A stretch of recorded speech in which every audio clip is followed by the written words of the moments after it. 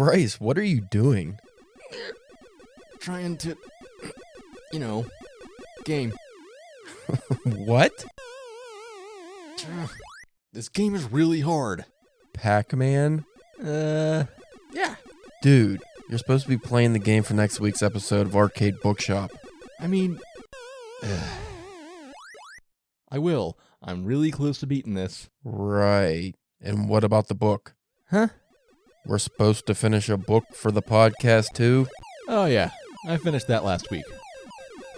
Yes! Oh, did you finally beat it? Uh-huh. The first level. Oh, boy. Listen up now, we can leave on. Get ready for Arcade Bookshop with your Bob.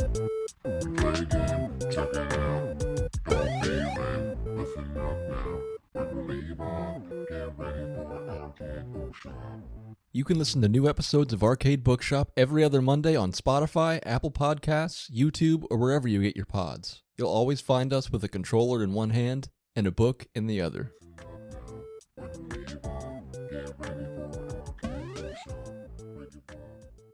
Hey there, folks. Caleb James here, your host with the most. I just wanted to come on and clear up some confusion you might have about today's episode.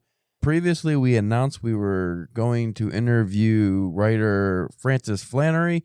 Unfortunately, Frances came on and there was technical difficulties. 2 weeks in a row we've had that problem. This time when she got on, we couldn't hear her. Versus when Joy Sullivan came on, she couldn't hear us. Fortunately, we were able to get horror author A.D. Jones to hop on real quick, and we had a pretty fun conversation with them. If it seems a little loose, that's because I had absolutely no research on A.D. Jones or his work other than what I know about him personally. But his books, Umbrate and Sacrificial Waters, are out if you wanted to check them out. But anyway, it was a fun episode. We did some horror talk, some indie publishing talk, and hopefully Frances Flannery will be able to join us in the future.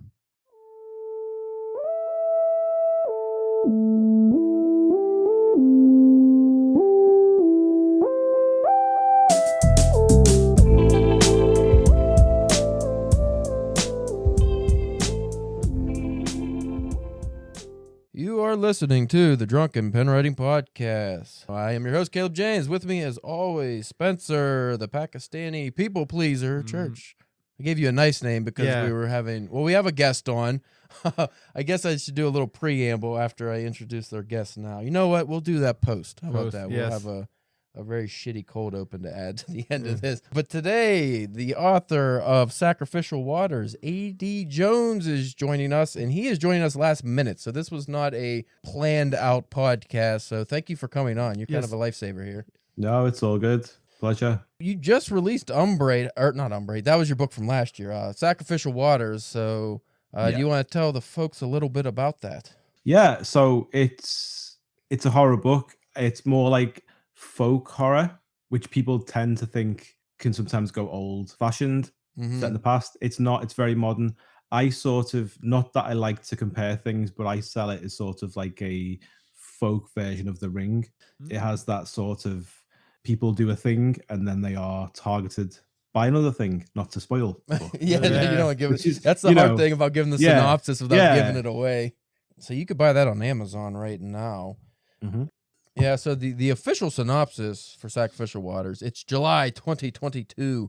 Summer is in full swing, and when a misfit group of urban explorers learn of a hidden cave secreted away in the middle of a forest in the Peak District, they put plans into action for their next adventure. Finding the hidden grotto and its natural pool was a dream come true, but little did they know they had splashed headfirst into the sights of a centuries-old threat, a malevolent force of evil that will stop at nothing to end their lives. So that actually sounds pretty exciting. You sent me a copy. I just haven't got to it because I've probably been sent 13 books in the last 2 months. Because every time we get somebody on, like their publisher, the publicist sends us their book. It's like or they send us the physical copy. Then I have a stack, and I feel bad for not reading them. It's like it's so hard because we have to actually cover books on here too, and then we never. And then try to do some writing every once in a while. Well, that's the tough thing is like we're actually writers as well, which is kind of a stupid thing to be anymore, it seems. with the endless competition out there. But you were also, where I officially know you from, is Horoscope. You were in 3 and 4, as was I, and we have a Instagram group, which is a happening place, but it's very exclusive. So I cannot keep up with the conversation on there. I don't know how you do it, but I dip in and out. that's what I do. But I feel like it's Yeah. because sometimes I get tagged or something and I don't even realize it. And I was like, I just completely ignored that from 2 days ago, and I feel like a douche. Yeah, But I dip. It's sort of like conversation in house parties where it's all going on and I don't care. And then someone will drop something I care about, and I'm just like, yep, that. now you had a live just the other, what was it, like last week or something. You were doing I couldn't focus on it because there was like an echo. You were The audio was bad. yeah, was that Yeah. it was like a indie awards? Yeah, the Indieverse Awards, which is, I should know this. I think the nominations have been done, but I think the actual votes are October, November. So they're trying to bridge the gap. I think it was March or April that all the nominations went out, but the actual vote doesn't go through till the end of the year. So they're trying to bridge the gap with a lot of promo in between, which is really cool to kind of raise people awareness of interested, everyone's yeah. books. Yeah, and so they wanted to do author on author interviews, but the sound did not work very well, but it was okay. Well, yeah, because I jumped in a couple times because I thought, I don't know if it was like because we had that happen on here, because sometimes if like a phone or something is too close to a microphone, I think it makes an echo. But it just sounded like you were, saying things twice. Yeah. I didn't really have time to listen to it all anyway. Yeah, but I was wondering, because I've seen a few things now pop up for like indie publishing awards and stuff, and like Harriet from Horoscope, she's the editor, and January Ember, she runs it.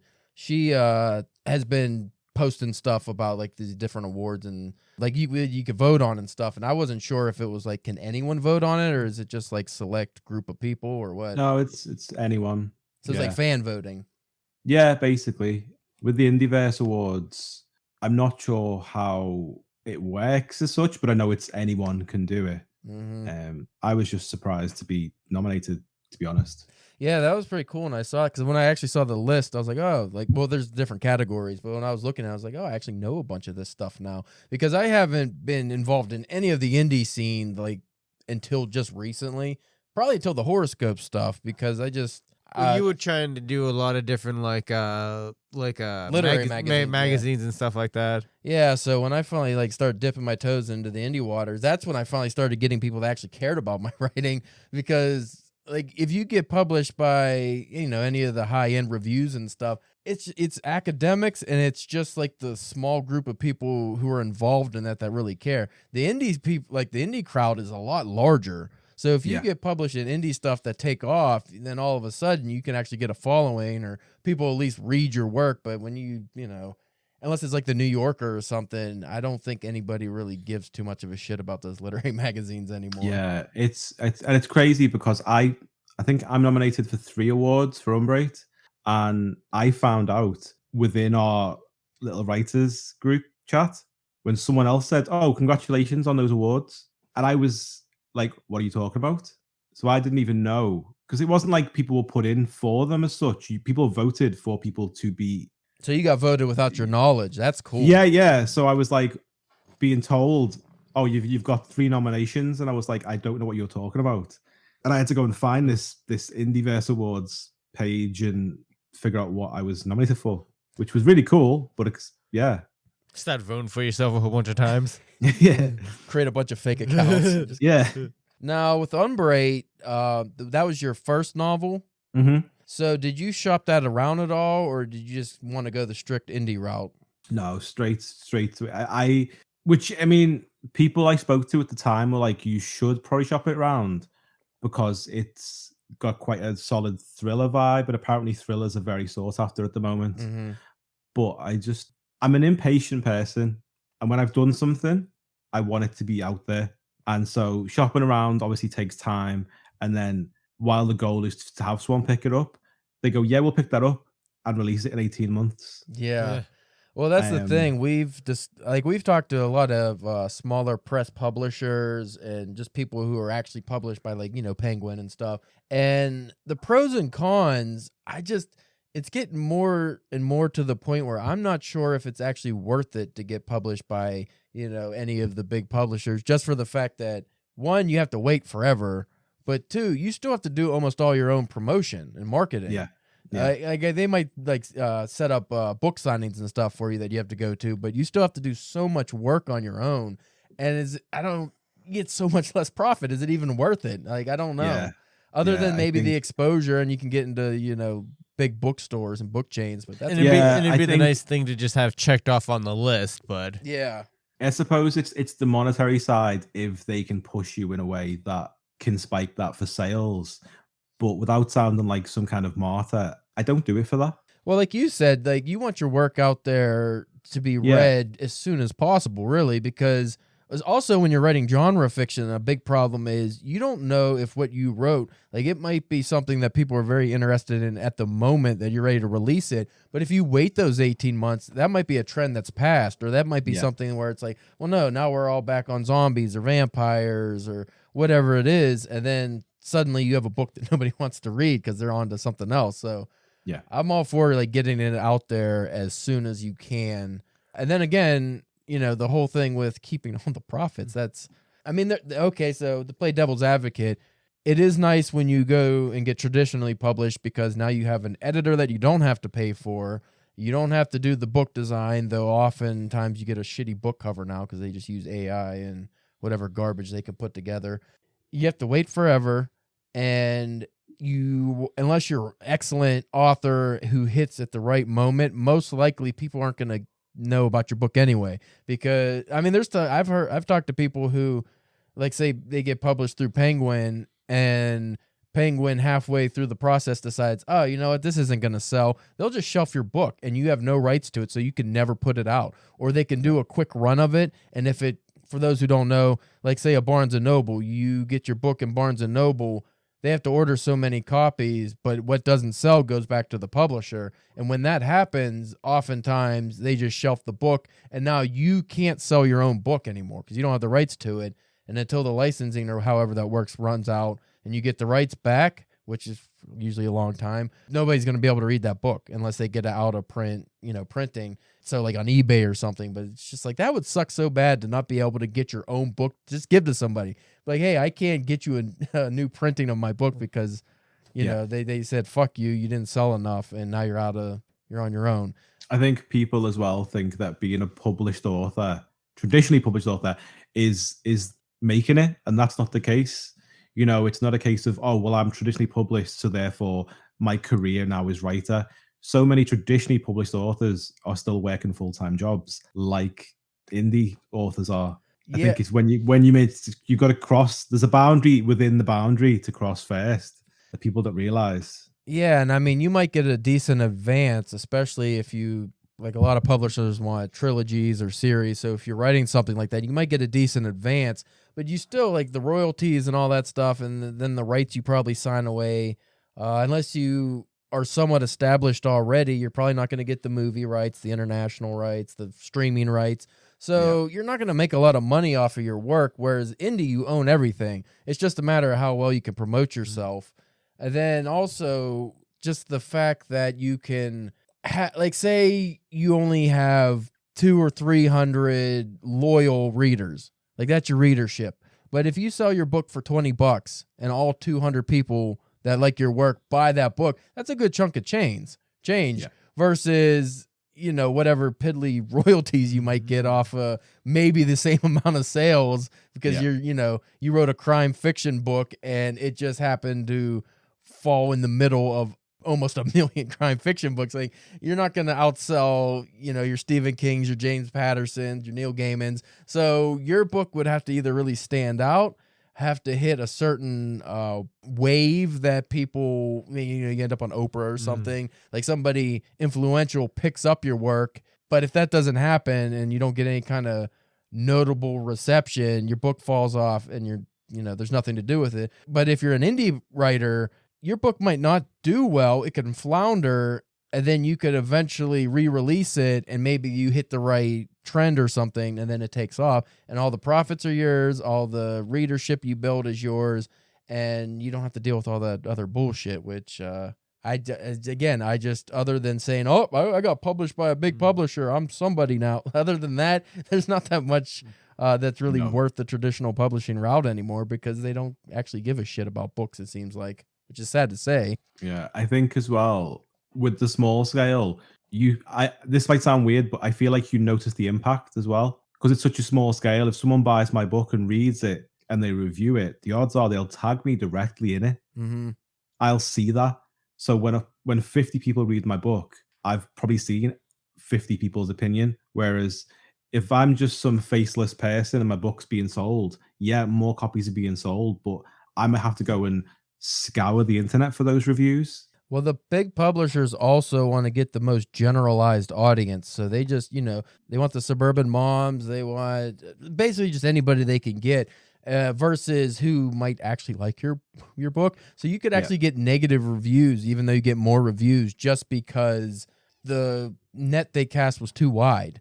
Yeah. Because they just care about the dollars. They don't care if the book is well received as long as they make money off of it. If you're an indie author, you're most likely selling to a very specific audience. And then, especially if you have a readership, but even if you don't, you're a horror writer, you could sell specifically to the horror community, like on Instagram or something. And then that will pick up a following. And then, like you said, they'll actually maybe tag you in the reviews, or they'll review it with a better sense of, oh, this is, I wrote a weird splatter porn horror erotica novel, and that's a very specific genre. That genre of people will read that, and they probably will enjoy it more than, your suburban mom who just likes, cozy mysteries. That's the hard thing to do, is to build that audience. But I don't think you can do that with a big publisher anymore, because it's too much variety. There's just too much you can, too many places your book's going. And I think it's better like a smaller scale, because that's what it used to be. Like people that read like James Joyce and stuff, that was always just a very small subset of readers. Like any of those big literary giants we talk about now, they weren't as popular as people think. Like you look at the top trending books in the UK and the US, then almost none of the books you would think were on the top. Yeah. And that's because people generally want genre fiction or more entertaining works, because that's what's always trending and that's what's always selling. That's where I would say maybe the traditional publishing route is better, is if you do write literary fiction, because that's probably a more esteem you would get through a publisher. If you're an indie publisher who writes literary fiction, I think that would probably be a hard sell. Not that that's not out there. It's just I don't know how you'd get a hold of that audience to, not the stereotype, but you get more of a snobby audience with that. So if you think of like academics and stuff, they might not read your book just because it's not published by a big publisher, which is stupid. But like I've read some literary-esque fiction that's indie published, and it's excellent. And I just think to myself, this poor guy will never get this published by a big publisher because of the style it's written. Like for your, because you were in Siren's Call, the spring issue, we were both in that. Yeah. And your story was like a cosmic horror story, but the writing style I really enjoyed because it had a nice literary flair to it. Have you had any comments, or like going back to the reviews, anyone negatively respond to your style of writing because maybe it was too, I don't want to say literary, but some people, they want more basic. Not me, but I do know people who, if they read something that's a little more challenging or makes them actually think, they don't want it. Well, the thing is, I think generally I do write more basic. I think I'm quite good at like getting a headspace of what I'm trying to write for. So that I would not say that is how I write, if that makes sense. Like it was for that particular story because I was thinking of myself in an almost Lovecraftian time frame. Right. So you could kind of, I do that too, actually. Sacrificial Waters actually is a good point for that one, because I've wrote a lot of short stories for things, anthologies and whatnot, and a lot of them being American, they want American English, and they want them to be set in America. So I'm sat there having to Google what you guys call this, and it's not called, it's not, certain things, and having to Google things that I have to check on. Whereas Sacrificial Waters, it's British. It's very, very British as far as I'm concerned. Like the way I write, the way the conversation is, it's very English to a point where I was like, there's going to be things I'm saying that will have the exact opposite effect. People in America going, I have no idea what he's talking about. He's just called this guy something. I'm going to have to Google what that is. And that feels very like lighthearted almost, even though it's a horror book. Mm-hmm. Whereas then someone else will go, can you write this? You know, we've got a short story submission for something that's really 18th century Gothic style. I will be able to almost turn on that sort of write like it's 1812 kind of vibe. That's a really good talent to have. If you are able to do that, you can write so many more kinds of stories. Going back to your point on, just being very British with the story or your novel, I had a touch of that. We talked about it on here before. I don't remember if we dedicated a whole episode to it, but we talked about it. My story I got published in Dark Homes. They're a UK-based publisher, and they actually changed, because I got the free Kindle version just to check it out, because my books haven't come in the mail yet. But they changed the grammar and the spelling to the British style. Yeah. And we had a discussion on here whether that's offensive or not to us, because I don't know how many other Americans were in that anthology, but like I can almost understand like like you guys use the one instead of a quotation marks with the 2 slashes, you use the 1 like the apostrophe. But I don't know, just I thought it was weird because I am still an American writer. So how would you feel if, say, you got into a U.S. publication and then they said, hey, we really like your story, we're going to publish it, but our editors are going to change the way you spell words and, the grammar. So when American audiences read it, they won't know you're an English writer. They'll just know, oh, he's American. Or like, that's the feeling I got when I submitted and, they made those changes. Like, well, now they won't know I'm an American writer unless they go to the bio. So that wouldn't bother me because I do that anyway. Like I say, I do that anyway. If I'm writing for something that if they've expressed they want American English, I will write in American English. If they haven't, but maybe the overall theme for this anthology is set in America, I'm going to mentally write it from that standpoint anyway. So that's something that wouldn't bother me because I do that. And it's little things like dropping the U from color, spelling gray with an A rather than E. It's little things. I don't care. But with regards to like a full novel, like if I gave Sacrificial Waters to someone and they said, well, you said arse, A-R-S-E, we're going to drop that. It's A-double-S, isn't it? I'm like, well, no, it's not. That's because I'm writing English people. It's not just, it's sometimes you can read a short story and it could be anywhere in the world. If it's not specified, you might be reading it going, I'm assuming it's America. It could be Canada. It could be South America. It could be England. It could be France. It could be anywhere. I think it's only an issue when if I specify these are English people, I'd want them to be written English. Okay, so here's a good example then. So if you wrote a short story set in England, very English, all the characters thinking, speaking, English, and you submitted that to an American publisher and they wanted to change the spelling and, the grammar, even if it's just the spelling and grammar, do you think that would maybe take away from not just the style of it, but maybe some of the wit you tried to put in there or something? Because it's not going to translate the same now. Yeah, I definitely think it would. I think it almost treats the reader like an idiot as well. Like, I think it's going, you can't figure out what's being conveyed because this word will stand out. And I think the tone of something, if I read a page of text and there's a word I don't understand, I should be able to figure that out based off the clues I've got. Right. So I think it's almost treating you like an idiot to go, well, you're not going to know what this is. You've said this guy's a wanker. We're going to call him an asshole. And I'm like, you're going to read it and go, I might not know what a wanker is, but I know it's an insult that's being thrown at this guy based off the context of the conversation. Yeah. So I think it's almost dumbing it down rather than correcting it sometimes. Well, it also changes almost the meaning of it because, at least for an American audience, if you said asshole over wanker, that sounds harsher.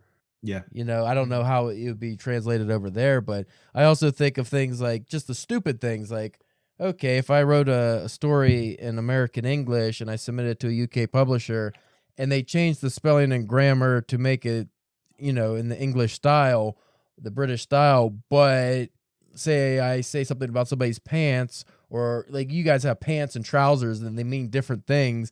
Mhm. Over here that means the same thing. So I could be, if they kept that in and didn't change it, somebody might mistake that I'm thinking about like underpants or something. Like, they might, Yeah. like there's small things like that too. You'd have to keep note of. And I mean, I'm glad I'm not an editor for anything like that. I have to take work, because I used to do a lot of submissions and edit them, but I never really changed.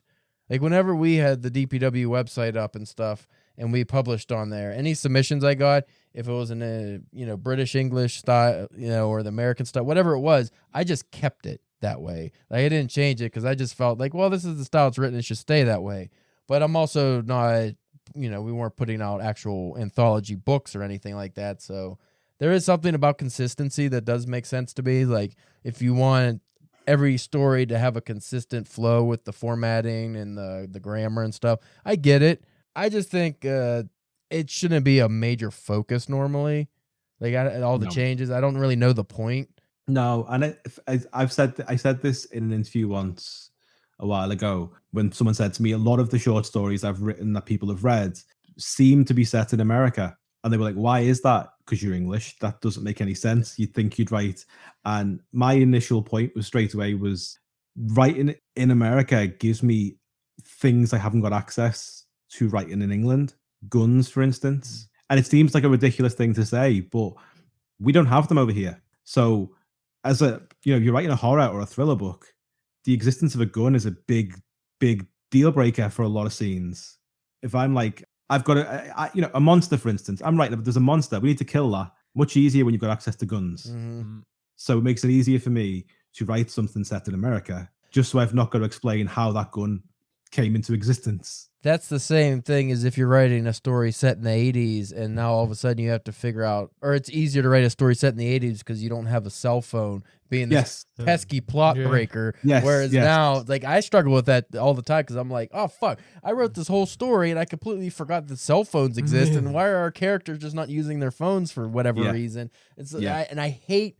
Oh, the phone died, or I forgot my phone in the car. Like, there's always some fucking workaround. Yeah, it's broken. Yeah. I hate the workarounds. It's fucking annoying, but yeah. I mean, that's the thing you do. You see a lot of people writing 80s and 90s set stories because it makes life easier for the writer. I know one author, she only writes before 1990 because she refuses to use cell phones in her work just for that, I guess, for the ease of it. But I'm like, yeah.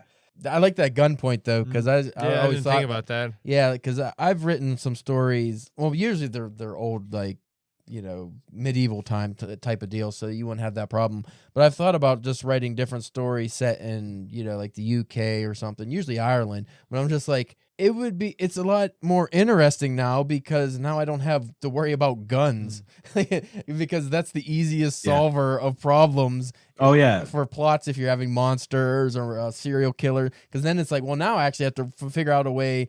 Like if it's an American setting, like I have to figure out a way that this person doesn't have guns around. I have to kind of explain it because it's so commonplace usually. So I don't know. That is a fun idea to think about, though. Well, this is it. You've got to figure out what, like, Sacrificial Waters, the prologue to that book has a guy with a gun, and no one's ever going to do this because why would you give a shit? But if you put the date in, it's set pre the gun ban in the UK. So yeah. So if someone said to me, "We haven't got guns," I'd be like, "We did then." Mm-hmm. I had to research when that was and be like, "Okay, so it's feasible." Well, that made me think of Shaun of the Dead. I never even really contemplated it before. But like when they go to the Winchester pub and then there's the gun on the wall and that's how they get the gun. I just thought, oh, that's a cool plot device. Like, yeah, the gun. I didn't even think. It was like, well, no, that's the only way they could get the gun because there's going to be no fucking guns. Here you could just go in anybody's house and you'll probably find a gun. And so, that kind of puts an interesting layer on that movie because that's something I never really thought about. But it's like, how do you kill zombies with one of the most easiest zombie killing weapons, Yeah, I mean, here it's always, well, if there's a zombie outbreak, there's enough rednecks that just got machine guns to just go take out a whole horde. I don't think it would be a problem, honestly. I didn't watch The Walking Dead, but how do they work around that? Like, they eventually run out of bullets, and then they find out how to make more bullets, and then but there's people with like bow and arrows and sharp sticks and stuff like that. You think you would run out of people and zombies before bullets? Oh, anyway, that's a major digression, Yeah. but yeah, that's a cool plot point to think about. Is just how would you? Because I always thought about the phones and stuff. I never really, because we're Americans, we just Yeah. fucking so ingrained in our society, we don't even think about. Oh, if I had a story set in Australia, they had a major gun ban. Most likely, these people aren't going to have guns. Now I have to describe how he has a special hunting license and all kinds of stuff like that. But Yeah, it was. So yeah, as I say, I have to factor that in. So because I knew I wanted to write my book in England, I was like, well, I've got a gun, and I initially was like, it could be a fake gun, and then I thought that's not good enough. So I thought, well, no, it literally the prologue is set in 1993, and then chapter 1 it's 2022, and it was entirely. I mean, it works within the plot, but it was entirely like. I was going to have that time jump regardless, but I made sure the time jump worked so that if someone did ever, not that anyone would, but if someone did go, we didn't have guns. It's like, no, that was August 1993. We did have guns because they were banned later that year. switching gears a little bit, you mentioned you have written a lot of short stories, and then you have the 2 novels. Because we were talking about genre fiction and stuff. Do you actually do stuff outside of horror? Because I only know your horror stuff. I would consider myself a horror writer, but that's because that's what I know. But I think with my short stories, it's very consistent horror for sure. Umbrate is an urban fantasy crime thriller, so that is actually not horror. But no, I think everything I've done short story wise does tend to be horror. Usually very grounded horror though.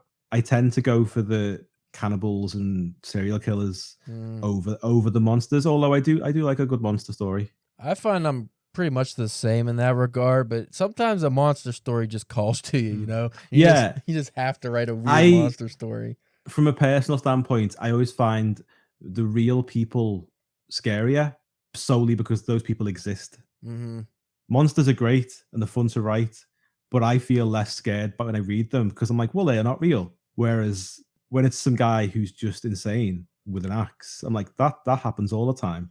And that to me is scarier. Well, that's the thing. I mean, the biggest fear is said to be the unknown, but one of the biggest things that's unknown are people's intent. Because somebody could smile and be very friendly towards you, and they just killed somebody. You never know. Yeah, they might want to kill you. So there's a lot you could do with that. But yeah, I like to put a twist on things, though. I suppose anyone could say that, like they're trying to be smart, but I don't.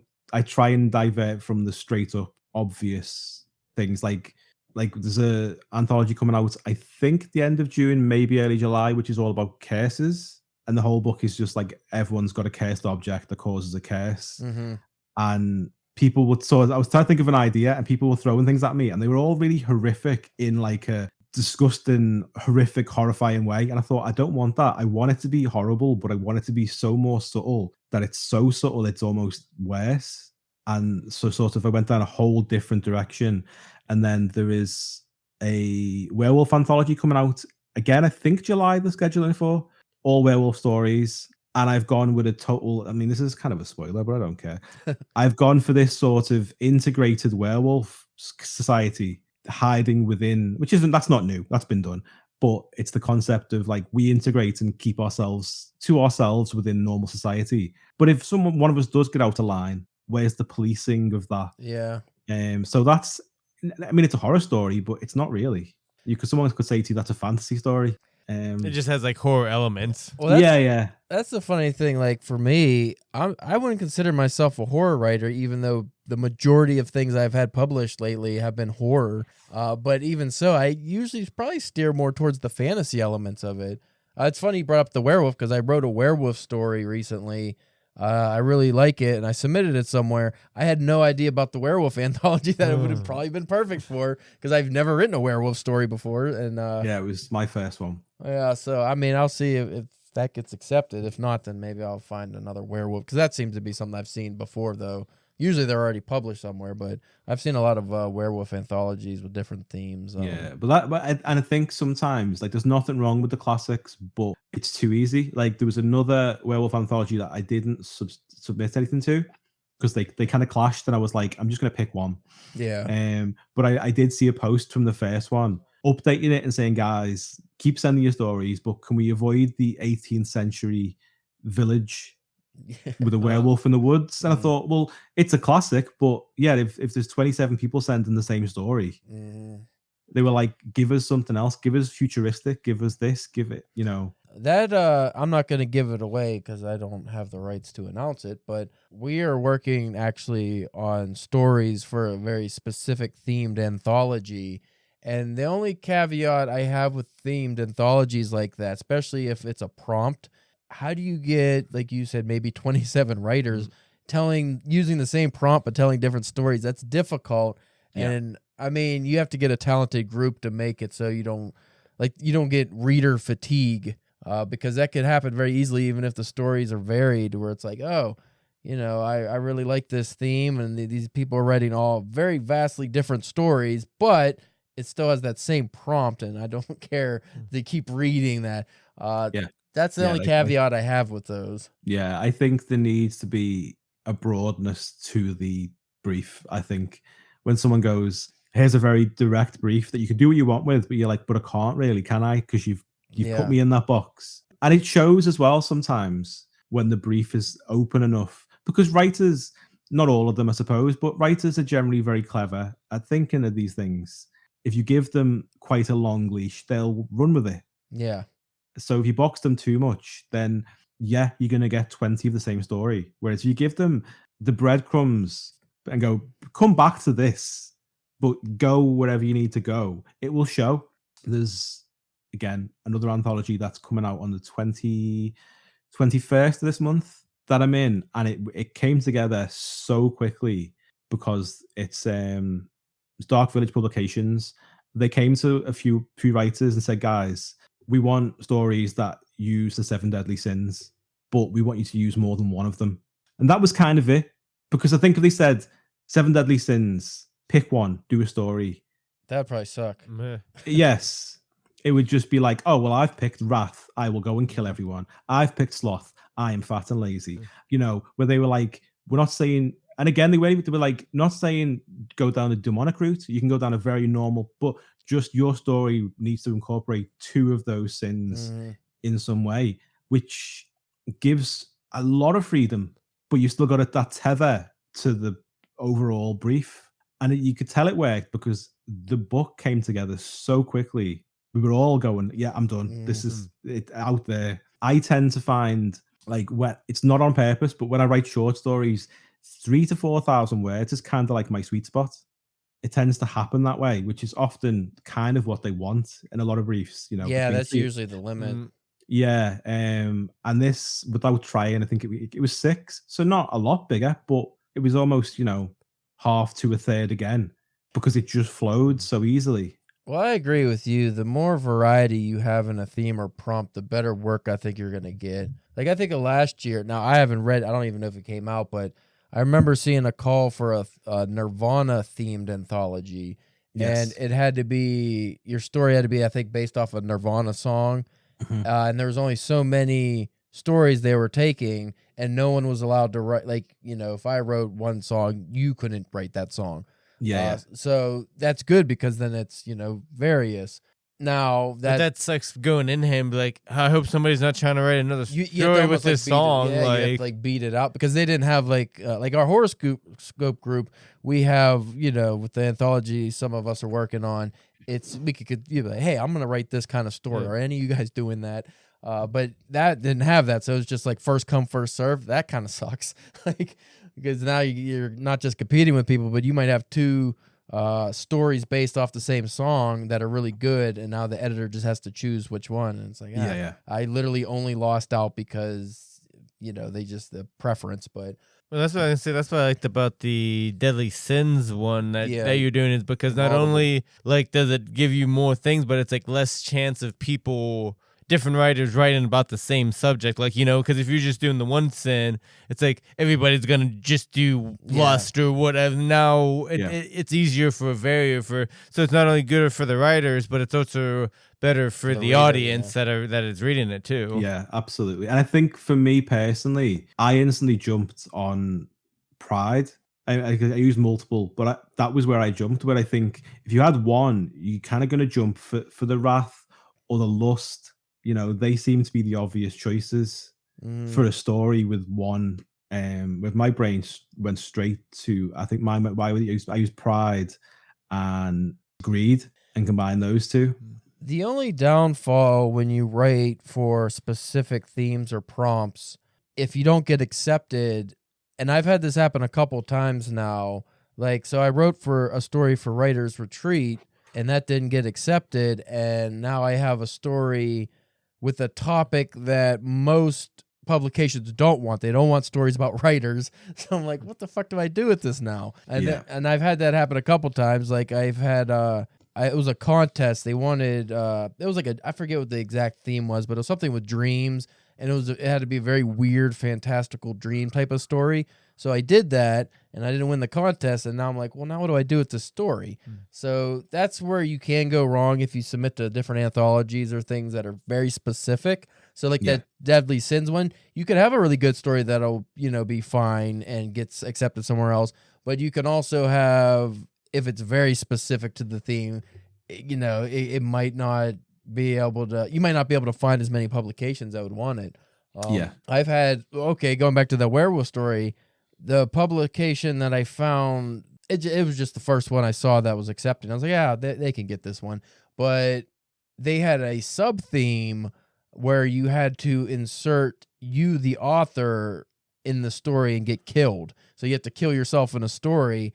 And I already had the story was already written. So I was like, I guess I'll just tag this on at the end. Yeah. I haven't heard back from that yet, but I'm just like, that's weird when you get those, because it's just like, oh, I already had a story that's perfect fit otherwise, except for this one thing. And now I'm adding on to it. It might end up being dog shit, but who knows? Yeah. I think as well, when I write short stories, I always think, if this doesn't get accepted, it's just one more for the eventual collection that I release. Yeah. Because I same Writers Retreat, I've got a story that didn't get accepted, but I quite like it still. I think it was quite good. It just wasn't for them. So I just think, because again, it's one that feels too niche to send to something else. Yeah. But I like it, and I don't think it reads like it's unusual. So it will just go when I release my collection at some point. It's one for that. Well, that's like my Writer's Retreat story. I like it too. I submitted it to, I think, 3 publications, all horror publications, and 2 of them rejected it, and it was because it was like, oh, it was a good story, we liked it, but we don't really want stories about writers specifically. They get that all the time, so I was like, yeah, I get it. I haven't heard back from the last one, but it's just like, that can always go in a collection, I guess, or sometimes I'll just publish stuff on my website for free. People can read it. But you were talking about, say, the werewolf stories. Do we have to do the same classic? Yeah, it works. But do we need to keep writing a story set in 1800 village or whatever? Have you found, as a horror writer, it's challenging to write fresh stories in genre, zombie stories, vampires, whatever it may be, that are so established that most of the stories have already been told? Yeah, absolutely. And I think, not everything has been done. I think you can say that everything has been done. You just have to find your in for that particular thing. But I think for me, it's less the story as a whole and the small segments. When you decide you want to kill someone, and you think, well, that's been done, and that's been done, and you think, well, yeah, of course it's been done, but I can't. I want to pull this guy's eyeball out, so I'm going to do it. Tough, I think it's more that. I think, in a general sense, I think I would struggle to write a full vampire novel because I've read a lot, and I think I don't know what I could bring to this. So I think for the big tropes, I think it's difficult. What's worked well for me has been, if I'm going to utilize a story that's already been told, or, you don't want to use the tried and true tropes of a story. But if you're writing horror, you kind of have to sometimes. But what I often have found that's really worked for me, and publishers seem to really like, is the actual writing style itself. If you could do something unique with that, where even if the story was dog shit, but the reader sees, when they're reading it, the writing catches them, and it's just the actual language used, You could go a long ways with that when you find out how to tell a good story in a different kind of style. So that's why, again, like the Siren's Call story you wrote, I can't remember the name of it, but just like that, I mean, I like H.P. Lovecraft, but just the style you wrote that in, like that caught me before the story did. I was just like, oh, I just really like how he's writing this, versus some of the other stories I read in there where the story was good, but the language was a little too basic for my liking, and I just ended up like kind of petering out. I mean, I'm not a good, someone that you could, hang your pin on and say, oh, that guy's opinion is very valued of what's good writing, because I read a lot of like classic literature and stuff, so I'm better with more flowery writing versus people who, maybe you like Stephen King a lot. You're probably not going to go into that kind of stuff the same way I would. So that's just a matter of taste. But I do find if you can write in a unique style that will help you, especially if you're submitting, I mean, even if you're just submitting to anthology and stuff, but if you're submitting like a novel to one of the big publishers, or you get it, trying to get an agent or something, your style of writing can set you apart, even if the story isn't the best story, Yeah, I think as well, it's drawing people in. Like, I know we spoke about this in Messenger over the Siren's Call thing, but my story, the second half, is very much big, gross, disgusting monster eating people. But the first half, I was so much more excited to write because it's just that void. I was describing from the mindset of something that can't see, doesn't know if they can hear. It's all that sort of blackness and sudden realization that there is a light. What even is a light? Oh, I've got arms. That, to me, I could picture myself floating in nothingness, which is a lot scarier to me than the monster. Yes, absolutely. So while the second half you can definitely visualize more because there's things to visualize, I think the first half for me was way more impressive from a writing standpoint. Which is funny because I bet you if you asked, just general readers, non-writers who just read, they probably would pick the second half because it was more fun and had the monster. Yes. And they can see it. Yeah, they can visualize what I've described, and it's gross and things are happening. It's more cinematic. That scene, if it was not a film, but a short video clip, the first half was just black with someone narrating something. It's not cinematic, but for me, reading something, I draw myself into that, and I think that it does have that different mindset of what you're looking for from a story. It really just goes down to if you actually thought and pondered that scenario of just being into nothingness, like it would be absolutely terrifying. Again, you could see the monster, and if you're the reader, it's fun, it's killing people, it's doing whatever. But if you're actually encountering a monster, the worst thing it's probably going to do is eat or kill you. Yeah. Versus being in the void of nothing and you don't know if it's going to end, you don't know where you are. Like that's what terrifies me, is those kind of things. I think we might have talked about this, like Stephen King's The Jaunt, the ending of that. Yes. Was the fucking most horrifying thing ever. Yeah, absolutely. I can remember being like 15 years of age and the hair standing up on my arms and just thinking, nope, I need to put that down for 10 minutes. And it's not a horror story at all. But it's horrific. That's the only thing that he's written that I've read so far that actually affected me like that. And again, you said it's not a horror story, but just the idea of an eternity of eternities. Like, what does that even mean? Harlan Ellison's, I have no mouth, but I must scream. Like, that's the same kind of thing where it's just like, you can't even die. Like, that's the fucking worst to me. You can't die. And especially if, you're just a blob monster with no mouth and you can't scream, like that's terrifying enough, but that it will never end. Like, I couldn't imagine. Yeah. That for me, that's the thing that gets me when especially with reading things. I can read you describing all kinds of horrific acts and things. And it's like reading anything, but it's just that really just, I can't even put it into words, but it just takes you unawares, and you just think, I feel so uncomfortable visualizing what you're describing. Whereas, you can describe ripping someone's guts out. I'm like, oh yeah, that's fine. Well, that's also something you've read and seen in movies countless times too. But just the void, which that's funny because that's something that probably doesn't translate to, like, how would you could do it in a movie, but it would be very difficult to get the audience to actually feel that even if it was like the endless void of space, but it's somehow claustrophobic. Like it doesn't make sense. Yeah, like I've said this for years. I've always searched for a novel that will scare me, and it's not some kind of macho I'm unscarable. It's just it doesn't. I enjoy it, but I'm not scared. Yeah. And I think I'm never going to be scared by a novel. But if you could make me feel uncomfortable, that's the next best thing. I think the only novel I could recollect that had gave me that kind of feeling was probably House of Leaves, but only the main story in that. I don't know if you ever read that, but there's so much fucking nonsense in it. Yeah. It's like, because it's all art house and experimental, but the actual main story that's in it is like really freaky because you're in this house that just has random rooms of black that just they could go on forever. Like it's just weird. The house is bigger inside than it is outside, and it's just like, what the fuck does that even mean? But there's so much added to that story. It's just like, okay, I don't know about all this stuff. Yeah. But But yeah, did that like the level of Ian Reid is very good at making me feel uncomfortable. He's only got 3 books, but they make me feel uncomfortable. And it's a skill because he's often not describing anything particularly uncomfortable. Another one, I don't know if you ever read Stephen King's Revival. We've talked about it on here before.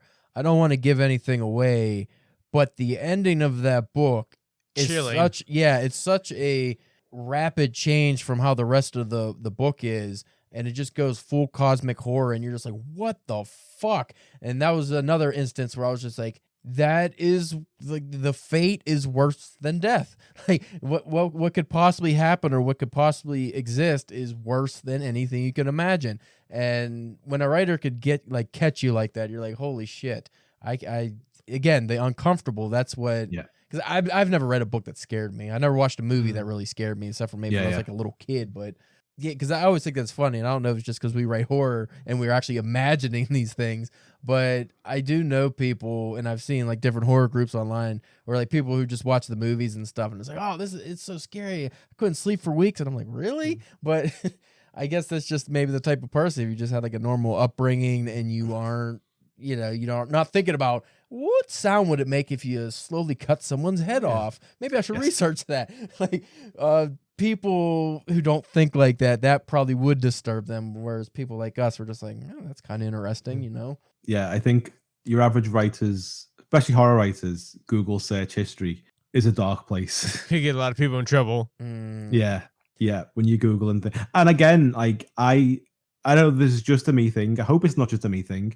But if I'm writing something, I'll often try. Like if I'm like, oh, I'm gonna rip someone's mouth open, I will sit there and I will be in my mouth because I'm describing. I need textures, and I will sort of. That story I had published in Diabolic Press was one of those deals where in the story the protagonist he gets, it's called the death loop. He gets stuck in a suicide. So he cuts a knife into his wrist and goes all the way up the arm. And since it's a loop, I had to describe that over and over in a different way each time. And it's going to sound fucked up. It was a lot of fun. Like, at one time it's like molten lead coming out of your arm. And then you have to describe the cold you feel, which I got that from someone who submitted to DPW a long time ago.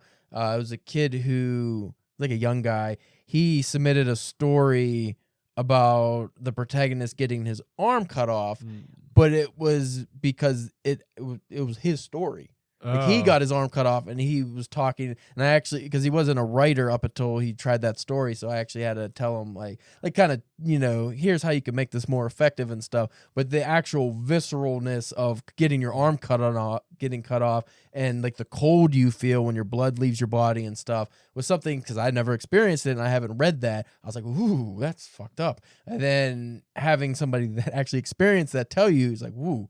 And now that's something I can use in the future. So not even just as a horror writer, but just as a writer in general, it's those moments you could take away other people's stories and better help you visualize when you're writing your work.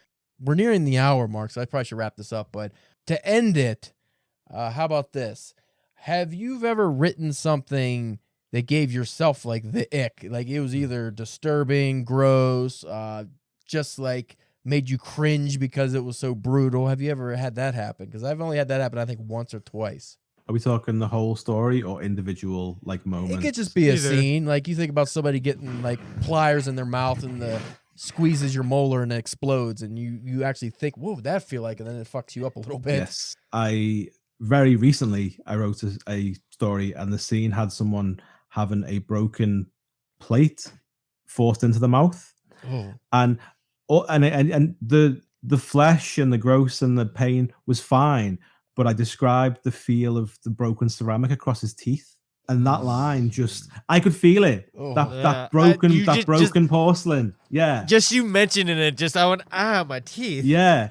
You know, it's like your tongue knows what textures everything are. I feel like my teeth do as well. Yeah. And it was that. Never mind the injury that happened after it. I was like, no, it was that I could feel that broken porcelain, and I was that really made me go, oh no.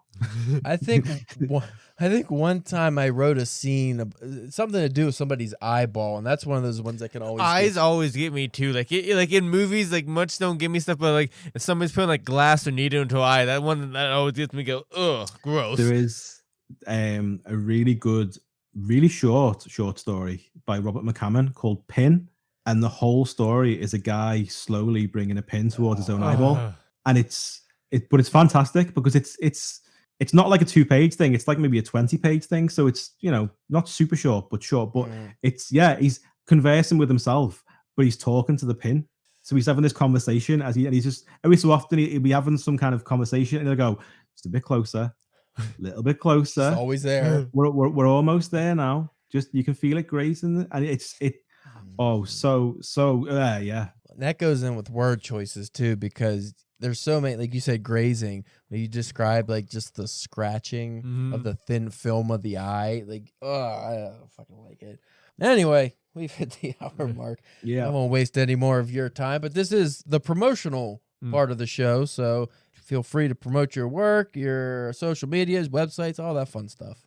Yeah, well, my social medias, I literally just use Instagram because I'm an antisocial person, but ever-growing library. Obviously, Sacrificial Waters, we've mentioned at the start, is out now. I have got the next anthology coming out is this 6 Troubles, 7 Sins, which is through Dark Village Publications. That's the 21st of June. I'm looking to have my next release, which is a novella, another horror novella, probably October this year. So a little bit of way off. But that'd be a good time for that. That is. It's done now. Yeah, I'm struggling to keep hold of it, but yeah, I think it's kind of why I'm waiting. But yeah, that's pretty much me. All right, cool. And it's been a lot of fun. Yeah, it was a lot of fun. I've always mean to do like a call out at some point with actual writers I talk to, and not just people I never They get met. sent to us, yeah. But we always get inundated at this. Like it's always at one section, so it'd be like within a week I get 10 or 15 writers like reach out to us or their publicists, and then it's like, oh well, I guess I'm booked up, and I mean, we never made the show to interview people. No. Like, there's no, I never wanted. That's why when we have people on, it's usually just a talk. Like, I don't want to, because some publicists, they'll send me these detailed questionnaires of what to ask. And I'm like, I'm not doing that. And I'll just tell them, like, hey, I may use some of these if the conversation lags, but I'm not fucking, this isn't, because what happens is, and I guess it makes sense if you do a lot of podcasts and interviews and radio and stuff, but when you do all those things over and over, we found this with a couple guests in the past. They have rehearsed talking points, and if you so I've sometimes when I have a guest on, I'll listen to other podcasts they're on just to get a feel for them, and I'm like, when they come on here, I'm like, oh, it's the exact same conversation they're having. Like every answer to my questions, they bring it back around to their talking point. So I try to throw them off a little just to get the genuine answers out of people. But I think as well, if it's say it's a bigger name, you're a fan of, I mean, not just authors, you're a fan of anyone, the questions are going to be information that are probably already out there that fan knows. That fan's tuning in to hear this person's life in like anecdotal form. They want to find the humanity behind the work sometimes, not the questions. Well, that's exactly it. When the fans like you as a person, they listen to you on podcasts and they find the actual author interesting, they'll want to check out their work. Versus when we've had people on who only promote their work, the retention for that episode is usually pretty short. Like they'll listen to them talk about. That's why we always try to do is like the sandwich approach, where at the beginning we'll talk about your book, and then end you could promote your book or talk about it more. But in the middle, I wanted various topics, because when people just talk about their work the whole time, it's boring. Yeah. Even if it's a really cool book or idea or story, generally people don't give a shit over a certain, it's like, well, what's this person actually like? And if you don't give that to them, then they're just like, man, it's just another talking head. I would much rather have that conversation because it's cool to go, oh, I like this author and he also likes this random thing that I like. Yeah. Stuff like that. I'm not interested. Well, I am interested in your book, but I'm going to buy it anyway. Yeah, that's the thing. If you're already going to buy the book, you're going to buy the book. So you don't have to fucking hear somebody talk about it. Yeah. Unless you actually go into interesting details behind the scenes stuff, how the book is written. That's different. But people are just promoting the book and they're just, oh, my character. And they always revert back to the character. And it's like, I don't really give a fuck. I want to read it myself. Yes, absolutely.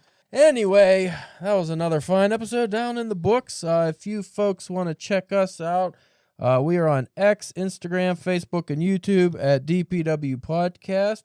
You could check out my work and publication history at calebjamesk.com. And Spencer, what were you? The something Pakistani people pleaser. It's your OnlyFans, huh? Yeah. Yeah. All right. Well, that's good to know. Yeah. You're pleasing people. How are you pleasing them? You have to tune in to find out. That's what you got to pay for. See, I went with the nice name for you because we had a esteemed guest on, and I tried to not have you have an awful, normal name. Like the penis pleaser or something. Yeah. I try not to do that when we have guests on because some get offended. And then they don't know they get bid. Yeah, like that. The one guy. Well, we'll talk about it later. Anyway, thank you for listening, and we will check you out next week.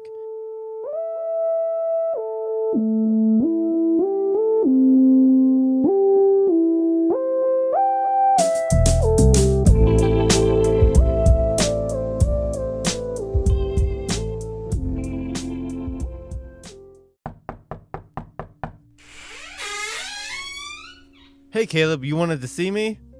Ah, Spencer, my good fellow. I've been expecting you. Yeah, so did you want something or? Want? Goodness, no. Require. Require? Yes. I require your services for the briefest of moments. Okay. Surely you can see the predicament I'm in.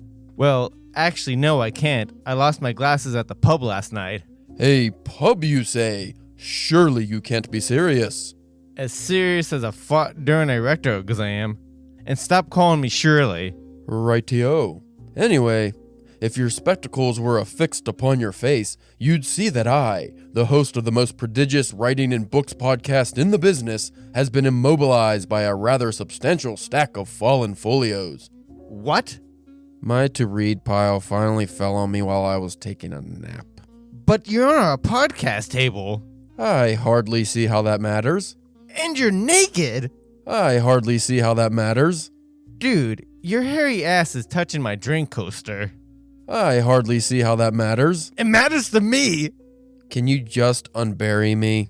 No way. Your reckless reading got you into this mess. Blockhead! Wait! Don't go! There's a copy of War and Peace wedged in my taint. Spencer! Can you at least leave me a bottle of whiskey? Hello? Can't get enough drunken nonsense? Listen to new episodes of the Drunken Pen Writing Podcast every Tuesday wherever you get your pods.